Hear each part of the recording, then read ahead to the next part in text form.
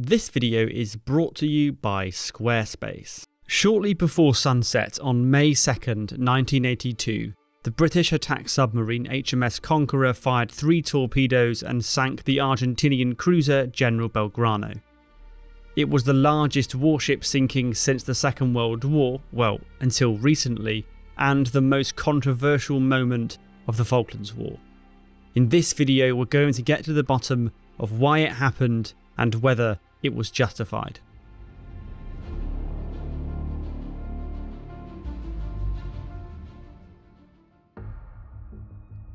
By the start of May 1982, the Falklands crisis had lasted a month since the Argentine invasion and was without resolution. A British task force had spent the second half of April pushing relentlessly south, resolved to use force to recover the islands if diplomacy failed.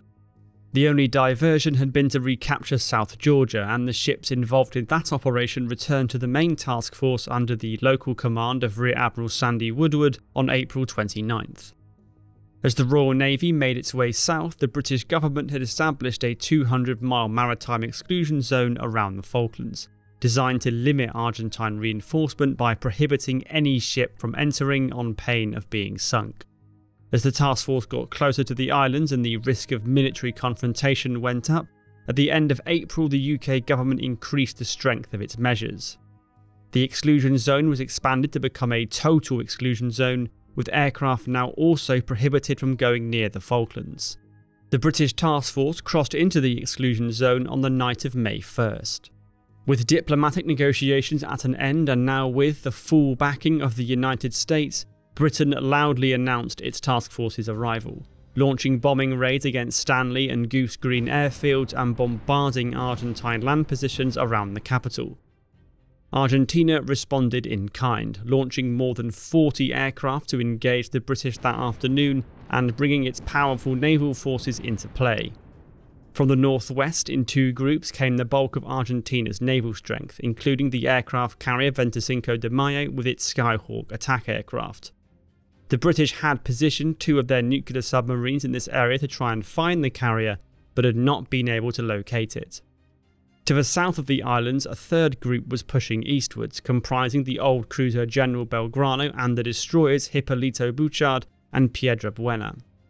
The 2 destroyers were of greatest concern. They were armed with Exocet anti-ship missiles, which could strike targets with a devastating warhead from 22 nautical miles away. From the morning of May 1st, the submarine HMS Conqueror was in contact with the Belgrano group and reported its progress to the British task force. As the day wore on, the British became increasingly concerned about the whereabouts of Argentina's aircraft carrier. With Conqueror reporting the Belgrano group heading east, the Royal Navy worried that the carrier was doing the same, setting up a pincer movement against the British forces. These fears went into overdrive when overnight on May 2nd an Argentine tracker reconnaissance aircraft was picked up on British radar. A Sea Harrier flown by Flight Lieutenant Ian Mortimer was quickly readied and dispatched to investigate. It didn't find the aircraft, but less than an hour after takeoff it picked up several large radar contacts just 200 miles from HMS Hermes. The Harrier also picked up the same kind of radar emissions as those used by Britain's Type 42 destroyers. These had to have come from one of Argentina's own Type 42s, and this almost certainly meant the presence of the carrier. This was now the crucial moment for Britain's decision to sink the Belgrano. The British task force was at midnight about 120 miles northeast of the Falklands, sailing on a southeast course around the islands. 200 miles to its northwest, Rear Admiral Woodward now knew there was an Argentinian carrier group which would be in position to launch a raid against his ships at dawn in 7 hours' time. No submarine was in contact with the carrier, and so a strike against it was impossible. Meanwhile, to the south of the Falklands, just outside the exclusion zone, HMS Conqueror continued to be in touch with the General Belgrano and its attendant Exocet armed destroyers. A position report from Conqueror placed it about 230 miles from the task force's area of operations, heading eastwards. On this course, the Belgrano group was not an immediate threat, but as Woodward puts it, the speed and direction of an enemy ship can be irrelevant because both can change quickly. What counts is his position, his capability, and what I believe to be his intentions. The Argentine destroyers could travel at 35 knots, so from their last reported position they could potentially dart into the exclusion zone and be within exocet range of HMS Hermes by the time the sun came up. Conqueror would struggle to track all three ships at once, even if it could pass through the shallow water of the Birdwood Bank without being detected. Rear Admiral Woodward might then be faced with the nightmare scenario of having to position his ship to defend against an air attack from the northwest, only for 16 Exocet missiles to appear from the south. Faced with this dreadful prospect, Woodward decided he needed the Belgrano to be sunk and the southern group dispersed, so that he could at least fully prepare for the expected air assault. The trouble was, even though Britain had publicly made clear that any warship posing a threat could be sunk, its internal rules of engagement did not allow Conqueror to engage a ship outside the exclusion zone, and these could only be changed by the government in London.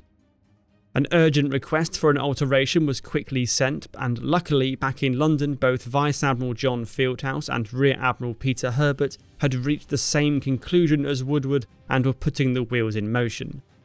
The issue was taken to that morning's meeting of the British War Cabinet, and action was taken. Contrary to depictions in lots of popular media, there was no moment where Margaret Thatcher declared "sink it," but instead a directive was issued that began, all vessels positively identified as either an Argentine aircraft carrier, cruiser, destroyer, frigate, corvette, or submarine may be attacked. Now, by the time this order was issued, Belgrano had actually reversed course and was heading westwards. This was because the planned Argentinian pincer attack had been cancelled before dawn due to wind levels being insufficient for the Skyhawk aircraft to get airborne with the required munitions and fuel. The Argentine Navy had previously been offered an aircraft that would be able to operate in these low wind conditions, but had turned it down. That aircraft was, of course, the Sea Harrier. With their offensive foiled by the weather, the carrier group under Rear Admiral Gualter Ajara was ordered to head back near to the mainland to await further developments. The British expected the Argentine ships to simply be repositioning for another attempted attack that night, and the Royal Navy was not about to rely on the weather to prevent it again. And so, as the sun began to set, Commander Chris Reeford Brown of HMS Conqueror began his attack run on the ARA General Belgrano. The submarine ghosted in close to its target, and at 2:57 PM fired 3 Mark 8 torpedoes. These were old World War II vintage torpedoes with massive warheads, which would be needed to punch through the Belgrano's thick World War II era armour plating. In quick succession, 2 torpedoes found their mark, blowing the bow clean off and causing a sheet of flame to burst through the deck at the stern. The cruiser ground to a halt and began to sink fast. At 3:17, Captain Hector Bonzo ordered abandon ship, and minutes later General Belgrano was gone. 323 sailors went down with her. The rest of the Argentine Navy, now firmly aware of the exceptional danger that Britain's nuclear submarines posed, went straight back to port and stayed there, with Argentinian naval power playing no further meaningful role in the war. The sinking of the Belgrano made global headlines as soon as news of it was released.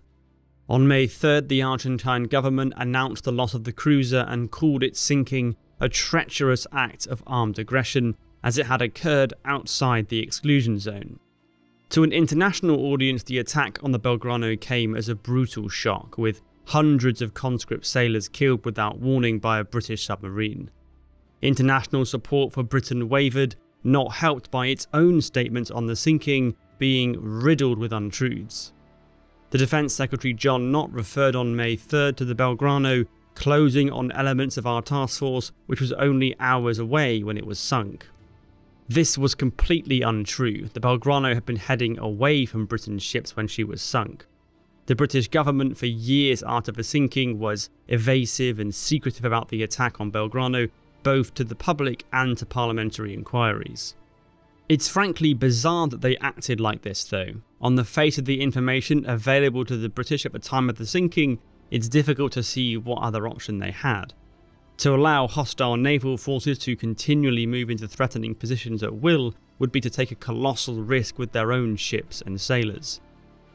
Ultimately, Argentina had begun hostilities the previous month, and towards the end of April had been warned in a statement that a ship which could amount to a threat to interfere with the mission of the British forces in the South Atlantic will encounter the appropriate response. The implication of this was that irrespective of a ship's location in relation to the exclusion zone, if it was deemed a threat, it could be sunk. Argentina's navy recognised this. The commander of Argentina's carrier group said later that after that message of 23 April, the entire South Atlantic was an operational theatre for both sides. Hector Bonzo, the captain of the Belgrano, also spoke up, arguing that the sinking of the cruiser was an act of war. It was not a crime. It was a legal, most unfortunate and lamentable action. To him and other senior Argentine officers, hostilities had commenced the previous day and they could expect to take and receive blows. Indeed, Captain Bonzo went on to say that if the submarine should have been before me having emerged for repairs, I would have opened fire with the 15 guns until it sunk. The sinking of the Belgrano was the largest single loss of life of the entire Falklands War, and its most controversial moment. But it was just the beginning. Only a couple of days later, the Royal Navy would suffer its own shattering loss as Argentina struck back, and the war moved towards an eventual amphibious landing on the shores of East Falkland. This video is sponsored by Squarespace, which I've started using to build out a Historigraph website. The initial setup process on Squarespace is very easy, with a huge number of fully customizable templates designed for a variety of different website types. There's also an inbuilt blogging functionality which should be useful for publishing behind the scenes updates on upcoming videos. If you want to start setting up your own website, go to squarespace.com for a free trial, and when you're ready to launch, go to squarespace.com/historigraph to save 10% off your first purchase of a website or domain.